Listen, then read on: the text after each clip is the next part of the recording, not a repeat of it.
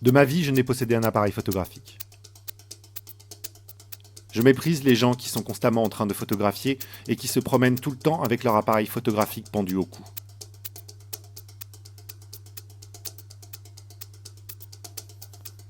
Ils sont sans cesse à la recherche d'un sujet et ils photographient tout et n'importe quoi, même ce qu'il y a de plus absurde.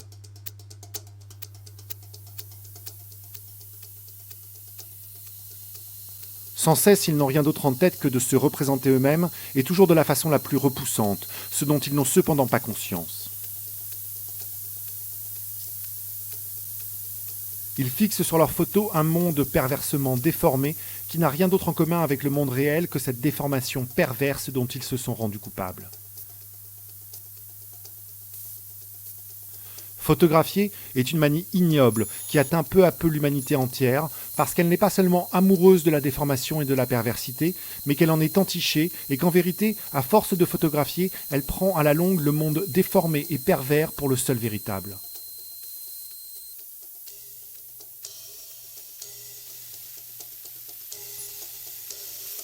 Photographier est une passion abjecte qui atteint tous les continents et toutes les couches de la population. Une maladie qui a frappé l'humanité entière et dont celle-ci ne pourra jamais être guérie.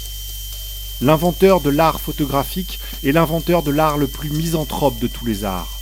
C'est à lui que nous devons la déformation définitive de la nature et de l'homme qui y vit, en la caricature perverse de l'une et de l'autre.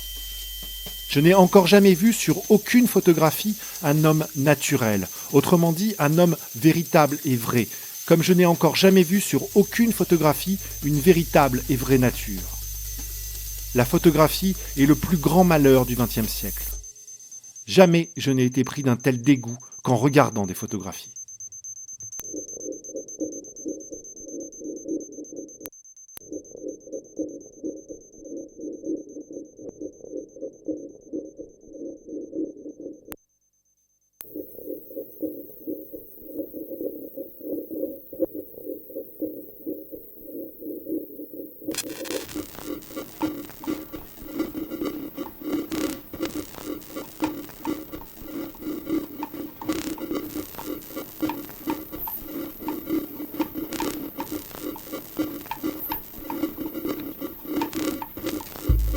Qu'est-ce qui donne toujours l'idée aux gens qui se font photographier de vouloir paraître heureux sur les photographies qui les représentent?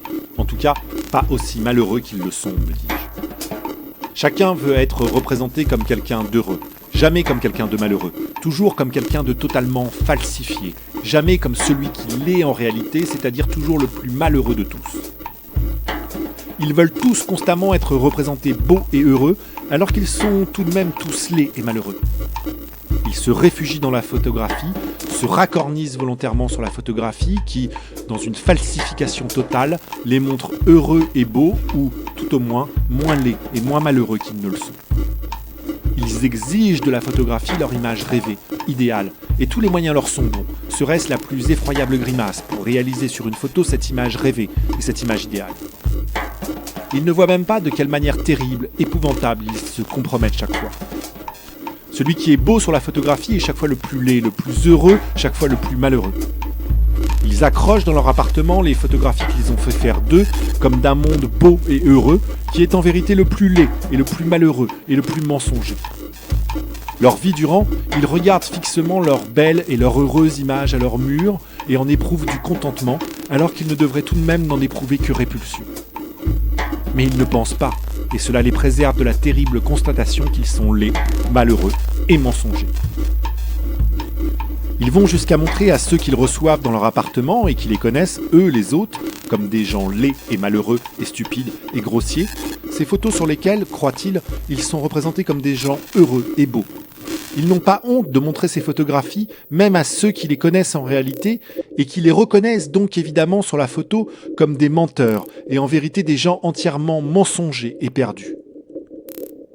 Nous vivons dans deux mondes, ai-je dit à Gambetti, dans le monde réel, qui est triste et grossier, et pour finir mortel, et dans le monde photographié, qui est de bout en bout mensonger, mais, pour la majeure partie du genre humain, le monde souhaité et le monde idéal. Si aujourd'hui on ôtait à l'homme la photographie, si on la lui arrachait des murs, avais-je dit à Gambetti, et la détruisait une fois pour toutes, on lui ôterait aujourd'hui à peu près tout. On peut donc dire logiquement que le genre humain ne tient plus à rien, ne s'accroche plus à rien, et finalement ne dépend plus non plus de rien que de la photographie. La photographie est son salut, Gambetti.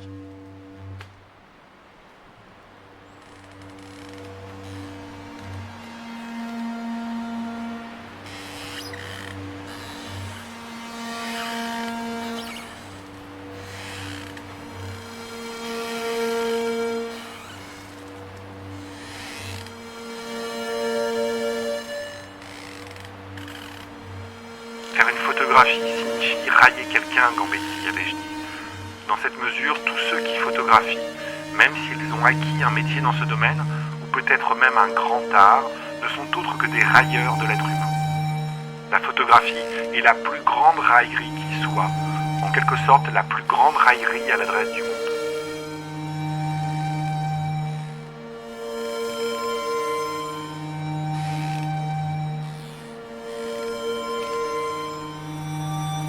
Photographier est une passion abjecte qui atteint tous les continents et toutes les couches de la population.